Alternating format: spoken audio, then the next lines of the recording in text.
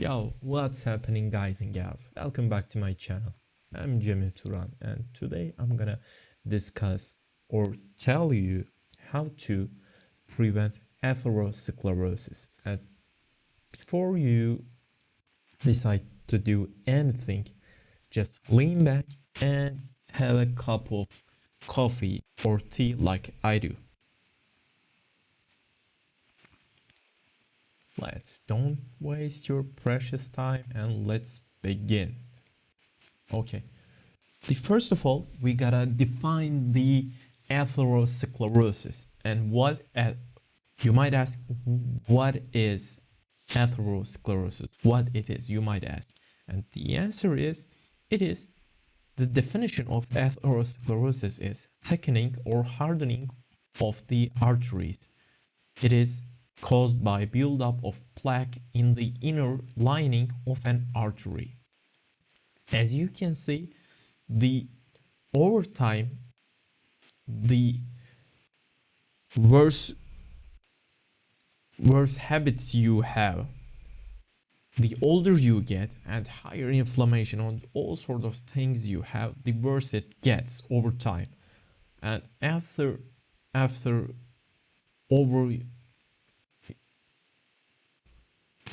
over the third decade of your lifetime, with the worst possible habits, you get more severe atherosclerosis. And you might ask whether the cholesterol is the only factor or not. The answer is no. Cholesterol is not the only factor that or contributes to atherosclerosis. There are it is multifactorial. If you have metabolic syndrome overall, high blood pressure, uncontrolled diabetes, etc., and all sorts of things that's caused by metabolic syndrome, you're more likely to develop atherosclerosis. It depends on whether your family has or has not have or does not have cardiovascular history. Like if your grandmother and your great-grandmother had plaque buildup or clogged arteries when they were young, the chances are you don't have such a good genetics. And especially if your parents do have, if they have cardiovascular history of cardiovascular issues, chances are you will have, if you don't change your habits. If you have high sensitivity C-reactive protein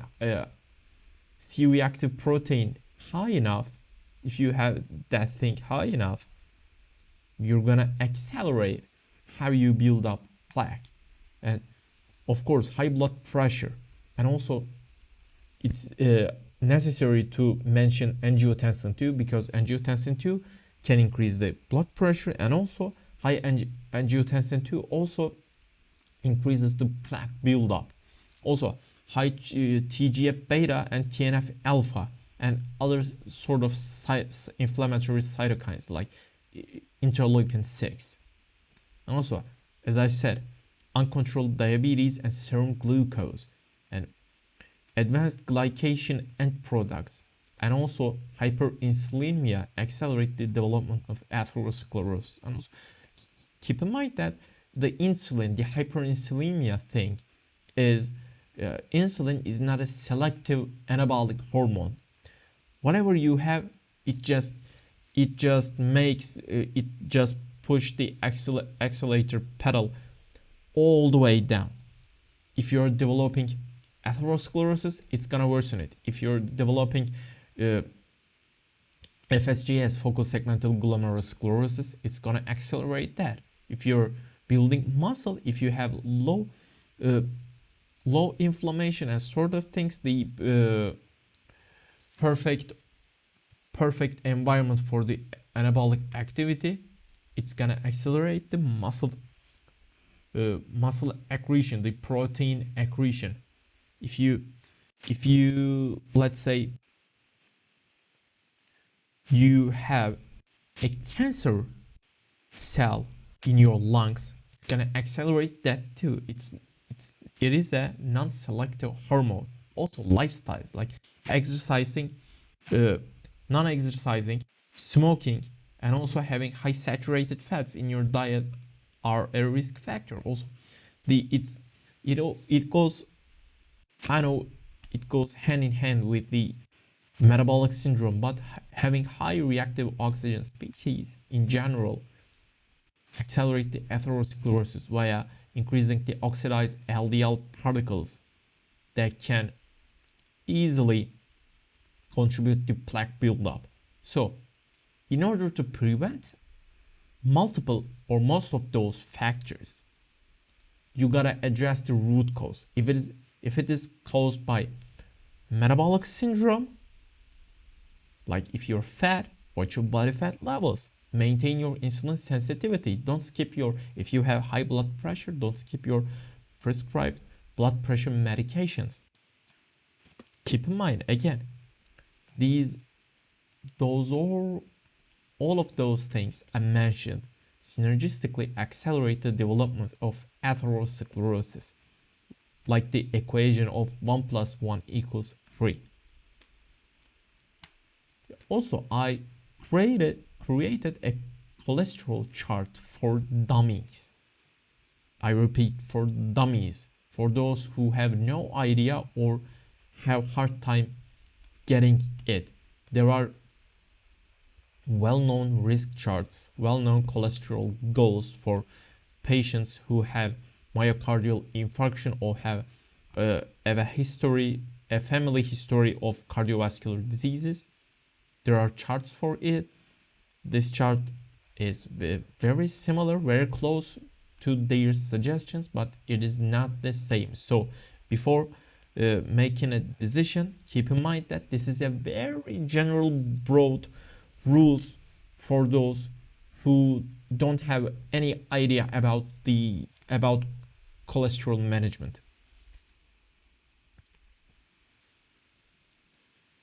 You may not need statins if you don't smoke, don't have a family history of cardiovascular diseases, no blood pressure at all, and no insulin resistance, and no low HDL. If everything is very literally zero, if your risk profile is literally zero, you might not need a cholesterol managing drugs, protocols, besides having a healthy lifestyle overall, like having low saturated fats, exercising, avoiding smoking, not consuming high sodium dietary sodium, and especially having a balanced sodium to potassium ratio, etc. With the first risk factor,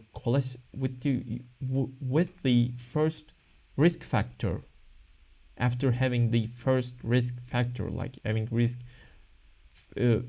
point of 1, your cholesterol goal should be lowered to roughly lower than 200. Before that, it was roughly lower than 300. I mean your total cholesterol, including your LDL and HDL. With every added risk factor, your cholesterol goal should be lowered with 20 to 30 point increments, such as if you're as you can see on the chart, if you have 2 risk points, such as smoking and having a family history of cardiovascular diseases, your cholesterol goal should be roughly less than 175. If we take the average between the 20 to 30 points, the average is 25. With that being, with every increased risk point, you decrease the cholesterol goal 25 points. So if you have 3 points of risk factors, you're gonna lower your cholesterol goal to roughly 150 and below. So let's give an example case. A male who has no family history of cardiovascular diseases and regularly exercises, has high blood pressure and takes steroids, androgens. The high blood pressure may or may not be caused by steroids. And also, it mentions that history mentions that he has low high sensitivity C active protein and OK-HDL. And his cholesterol goal would be lower than 300 if he had no blood pressure and anabolic androgenic steroid use. But he uses those. So it would be 200, less than 200 if he had one risk point. But because he has 2 risk points, his cholesterol goal, what he should aim should be roughly less than 175. So let's talk about how to decrease the risks. For example, let's give an example case. The Joe has high risk because he's a smoker, has type 2 diabetes, has high blood pressure and high sensitive C reactive protein. He has good lipid profile and he walks daily. In other words, long story short, Joe has metabolic syndrome, has high blood pressure and has type 2 diabetes, and probably has high BMI, high body fat. So Joe has 4 risk points because he's a smoker, has type 2 diabetes, high blood pressure, and high C-reactive protein, high sensitivity C-reactive protein.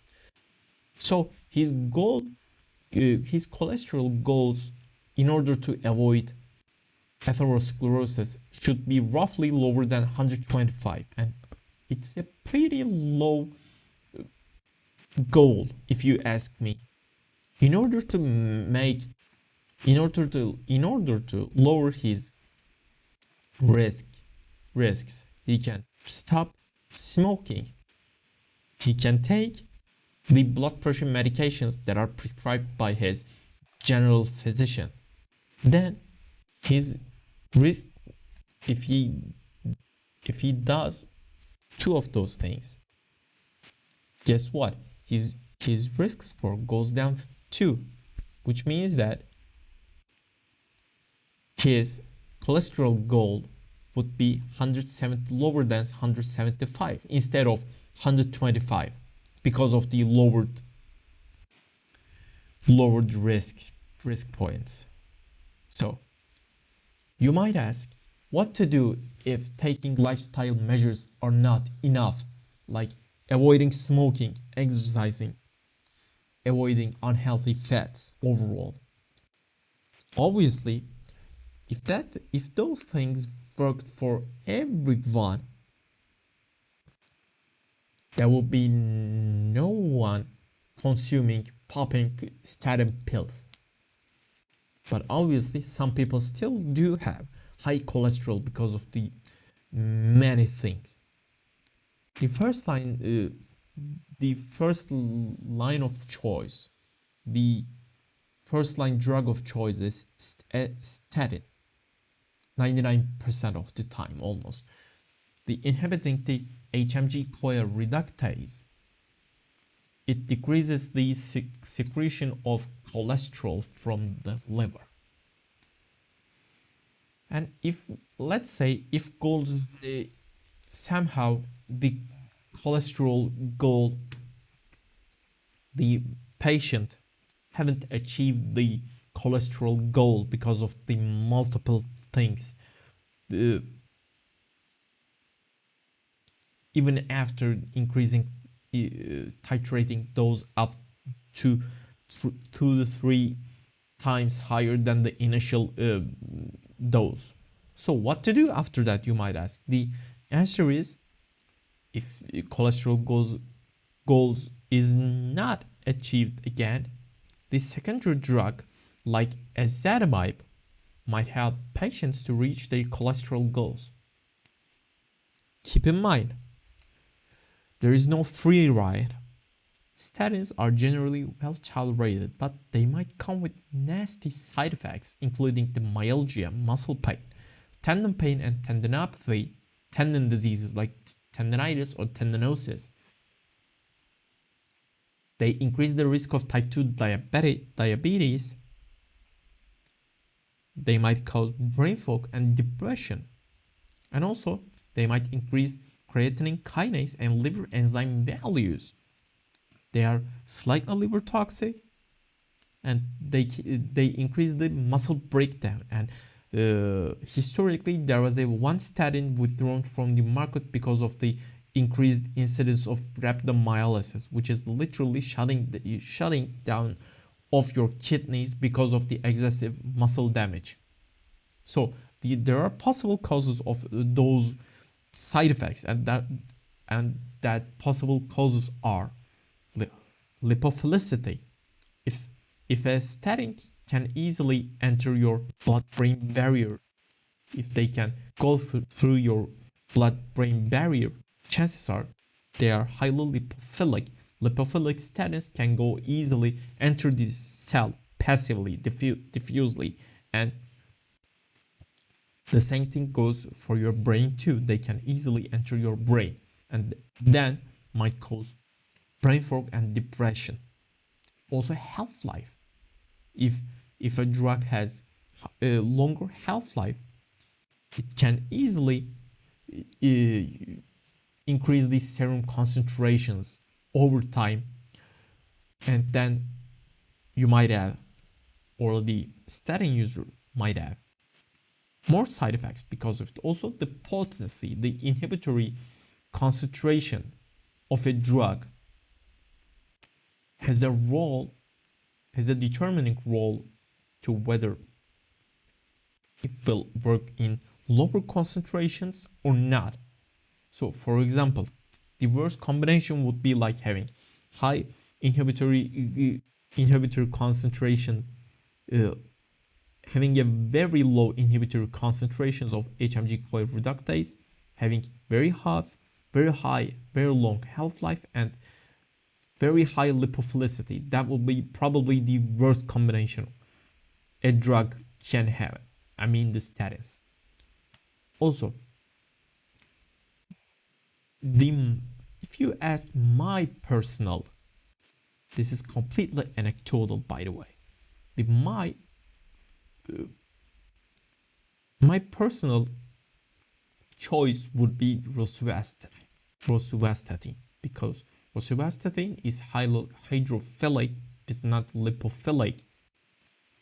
In theory, that would make this drug very hepatoselective, and that is, yes, somewhat true, because it cannot, it does not accumulate, it does not go inhibit the HMG-CoA reductase in your brain, eyes, spleen,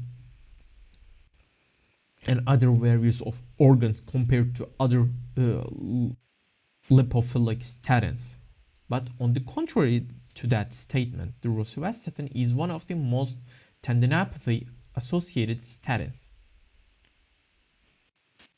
That is probably caused by its potency, because if you can see, I took a screenshot of a 2002 study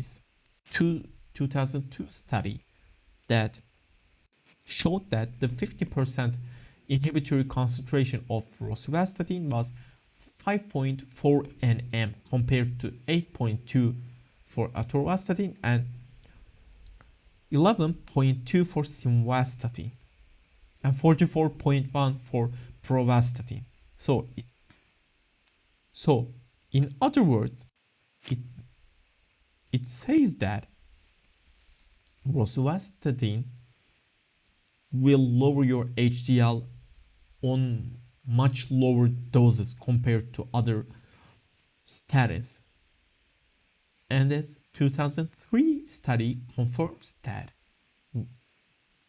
by comparing the equated dosages of statins and comparing them.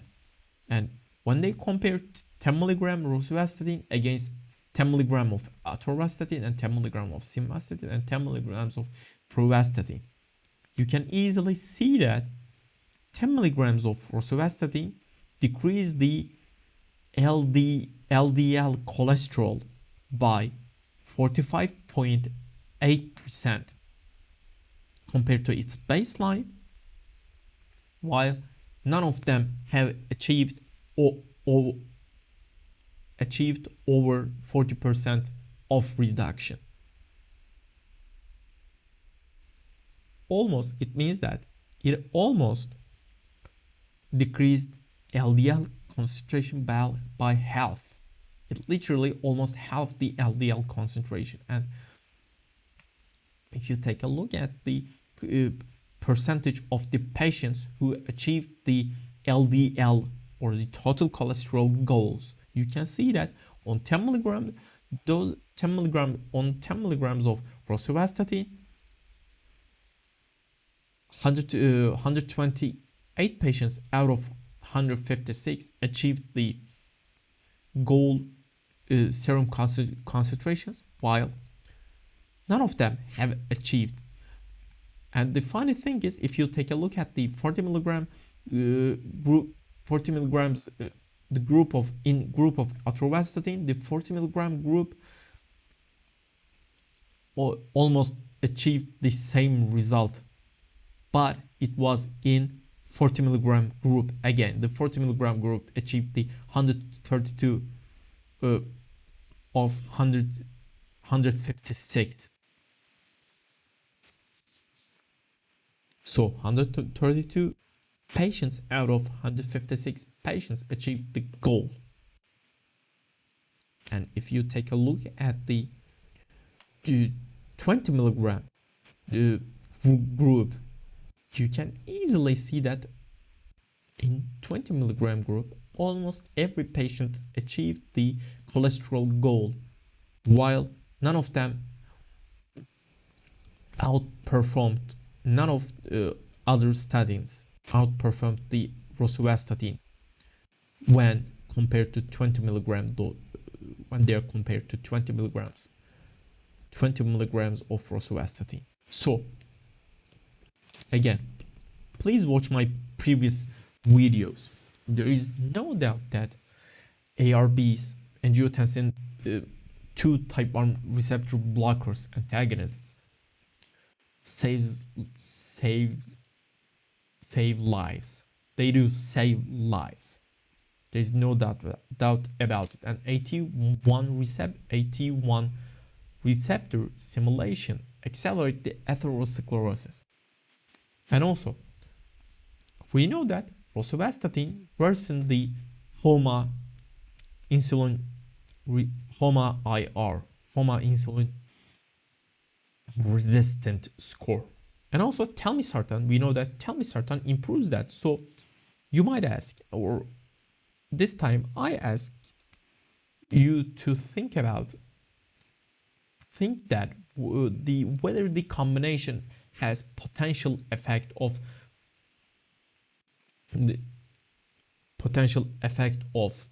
the balancing the insulin sensitizing and insulin desensitizing effects.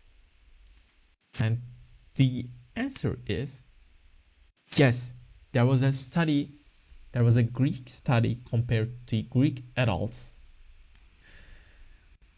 who had hyperlipidemia,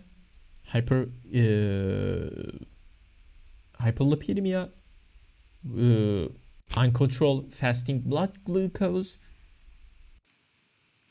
and hypertension. If you take a look at the um, weight circumference and body mass index after 6 months of treatment. You can easily see that while rosuvastatin and telmisartan group lost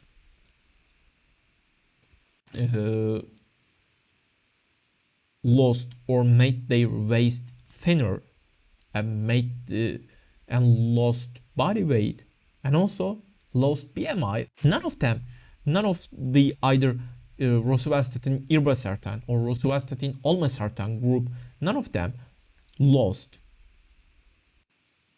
or decreased those values, while telmisartan and rosuvastatin combination group did.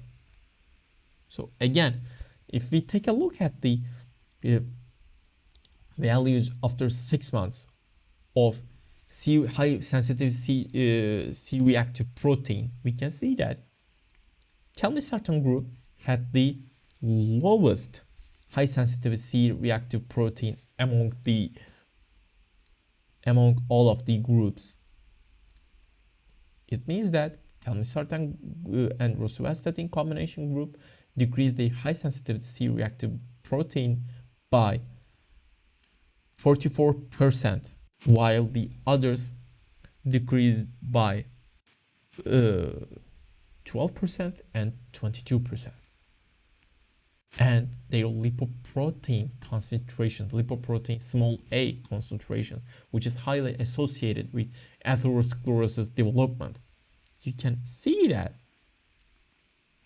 the groups, the rosuvastatin and telmisartan group just increased the lipoprotein small a concentration by 3 points, while others increased by 8 points and 10 points.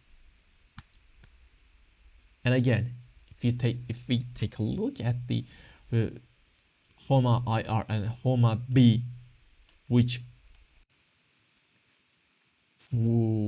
shows the severity of insulin resistant and beta cell function, we can easily see that the only group saw improvement in those values is rosuvastatin and telmisartan combination group. So let's talk a bit about the real-world application of statins, especially in enhanced individuals who seek the potential of using mostly androgens to enhance their performance. We know that statins increase the muscle breakdown and decrease the athletic performance. Please think about it thoroughly. Does it matter if athlete uses grams of androgens per week? And the other question you gotta ask is whether it makes sense to run it on cycle or not, because statins increase the muscle breakdown and also they don't have a positive effect on tendons. And not only that, they have also negative effect on tendons. So getting injured is not fun. If you get injured somehow, you're out of gym and you can't make gains. That's the end of the story. If you had an injury severe enough, that's the end of the story. So the truth is somewhere between the two. Like statins have positive and negative effects. In order to progress in gym on the long term, you gotta obviously stay alive. If you die of myocardial infarction or because of a clogged artery, that's the end of the story. Again, the truth is somewhere between the two. Not abusing the statins is the best route overall. So let's talk about how to implement the statin in enhanced individuals in details. Probably the best resource to look at is statin intolerant patients. There are patients who cannot tolerate statins because either brain fog, high muscle damage, either maybe rhabdomyolysis, muscle pain, decreased performance, depression, and many things, so on and so forth.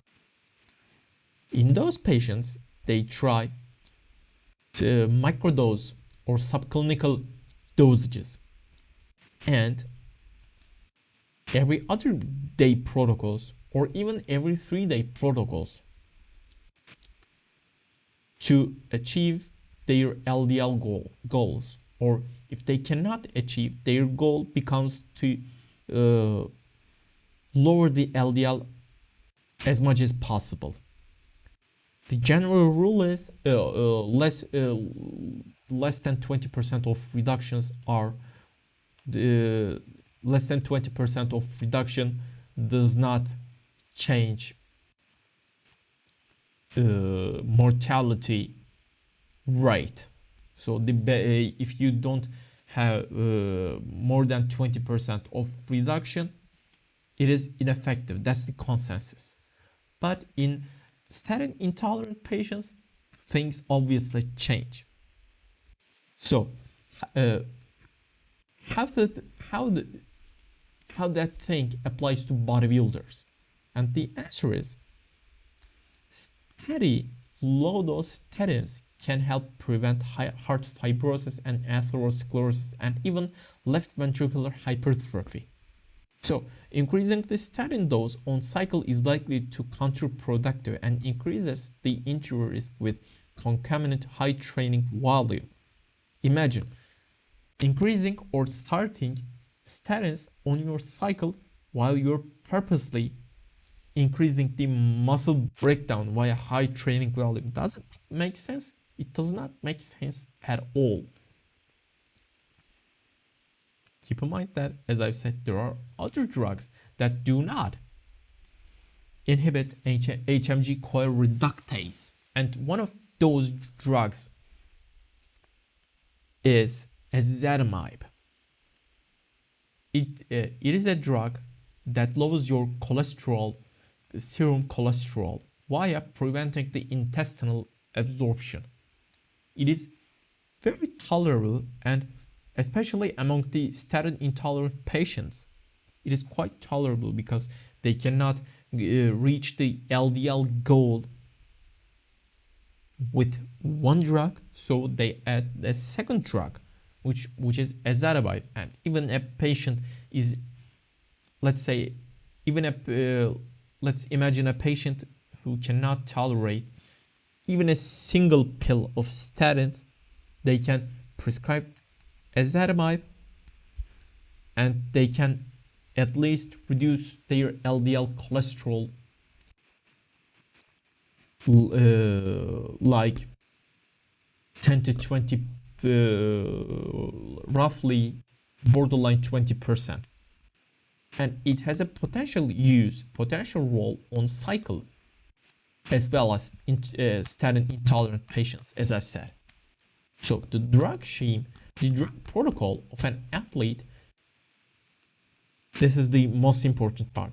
Under a doctor's supervision might look like this: 125 to 2.5 milligrams of rosuvastatin every day or every other day, on and off cycle throughout the career. If they have high or borderline high cholesterol values, high or borderline high cholesterol values for their risk score, and when they are especially on cycle, which adds additional risk score, they might add Ezetimibe to reach their cholesterol goals.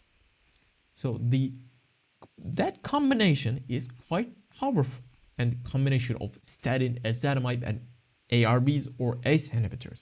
And they address multiple factors I've talked about already. They decrease reactive oxygen species, decrease the CRP, they block AT1 receptor, and there's crosstalk between AT1 receptors and hyperlipidemia. And obviously, via those things, you get less oxidized LDL.